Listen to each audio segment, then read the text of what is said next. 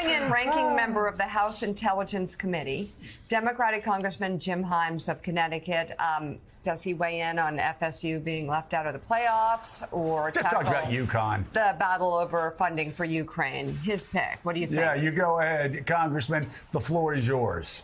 Mika, first of all, I just can't believe we're going to intrude on this, 15-minute conversation of college football with things like the Ukraine war and U.S. national security. What are we thinking this morning? Exactly. So we'll move on. So let's talk about Ukraine and the funding for Ukraine. And I find it hard as a former Republican, a Reagan Republican, What's going on? A guy that grew up believing that you did everything you could to deter Russian aggression and the invasion of other countries, that you've got a Republican Party that is giving Vladimir Putin the keys to Kyiv. Not just Vladimir Putin the keys to Kyiv, but who do you think is watching what's happening right now closer than anybody else? President Xi of China, because we know what he wants on Taiwan. And you know what he's learning? He's learning that we're getting tired, or more to the point, Joe, as you point out, the Republican Party gets tired after 18 months of a difficult war. Yeah, where's the United States of World War II, where we stood the course?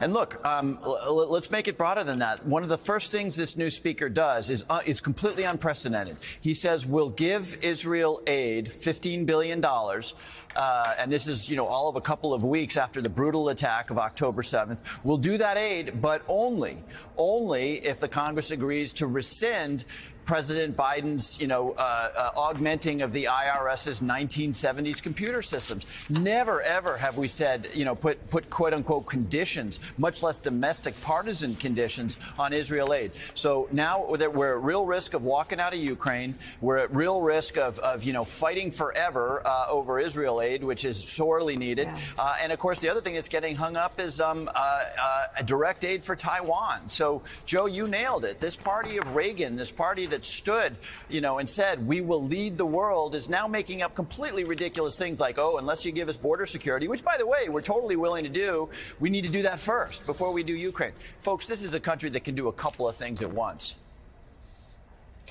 Hey, Congressman, no one asked me for my take, so I'm just going to put it in quickly, unsolicited.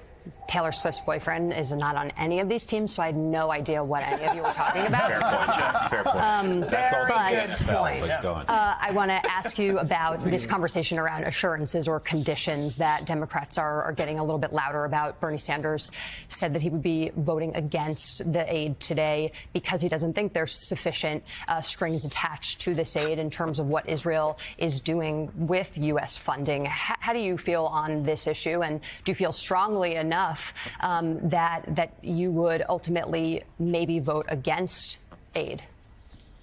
Yeah, and again, let's go back to what I just said. Traditionally in the Congress, the idea of putting conditions of any kind onto aid to Israel was unheard of. The premise was always that, the IDF moves with lawyers. They move with the values that we share. Now, there's a whole conversation about whether that has happened in Gaza or not. But again, that barn door has been opened wide by this new speaker, who not just put a condition on Israel aid, but that condition was the rewinding of the Biden program to augment this 1970s COBOL computer era IRS. So imagine where we go from here. Let's imagine the shoe is on the other foot and you've got a Democratic majority. And because of what Speaker Johnson did, well, now we're going to approve, Israel aid 2 years from now, but you've got to give a single payer health care or do the Green New Deal. I can't stress how dangerous it is. I mean, look, let's talk about the conduct of the IDF's war in Gaza. That's a legitimate conversation.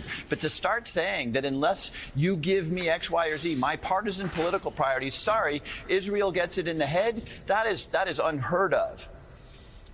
Ranking member of the House Intelligence Committee, Democratic Congressman Jim Himes of Connecticut. Congressman, thanks for being with us as always.